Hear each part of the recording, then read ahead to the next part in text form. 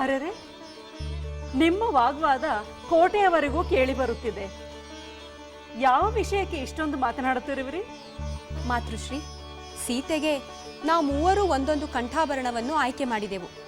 ಯಾರು ಆಯ್ಕೆ ಮಾಡಿದ ಕಂಠಾಭರಣ ಹೆಚ್ಚು ಚೆನ್ನಾಗಿದೆಯೋ ಅದನ್ನು ತೊಟ್ಟುಕೊಳ್ಳಲು ಸೂಚಿಸಿದೆವು. ಆದರೆ ಸಹೋದರಿ ಸೀತೆ ಎಲ್ಲವೂ ಚೆನ್ನಾಗಿದೆ ಎಂದು ಹೇಳುತ್ತಿರುವಳು. ನೀವೆಲ್ಲರೂ ಸುಮ್ಮನೆ ಇರಿ. ಸೀತೆ ಹೇಳುತ್ತಿರೋದು ಸರಿಯಾಗಿಯೇ ಇದೆ. ಆಭರಣ ಹೇಗಿದ್ದರೇನು, ನೀವೆಲ್ಲರೂ ಸಂತೋಷವಾಗಿರುವುದು ಮುಖ್ಯ.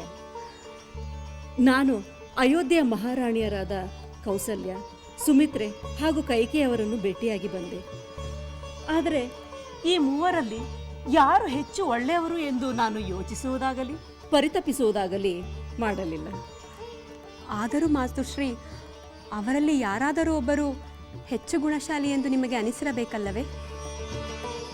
ಇಲ್ಲ ಊರ್ಮಿಳೆ, ಕೌಸಲ್ಯೆ ನಮ್ಮ ಸೀತೆಗೆ ಅತ್ತೆ ಆದರೆ ಇನ್ನುಳಿದವರು ಅತ್ತೆಯ ಸಮಾನ ಗೌರವಕ್ಕೆ ಪಾತ್ರರಾಗುವವರೇ ಆಗಿರುತ್ತಾರೆ.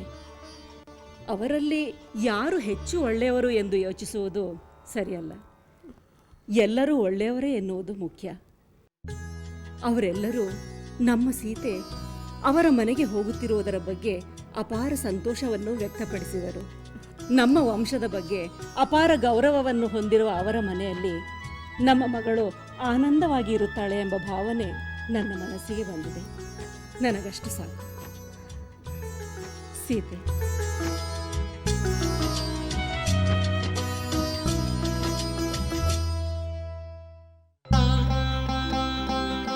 ಸೀತೆ, ನೀನು ಹೇಗೆ ಪುರುಷೋತ್ತಮನನ್ನು ಪತಿಯಾಗಿ ಪಡೆದಿದೆಯೋ ಹಾಗೆಯೇ ಸದ್ಗುಣಿಗಳಾದ ಅತ್ತೆ ಮಾವಂದಿರನ್ನೂ ಪಡೆದಿರುವೆ.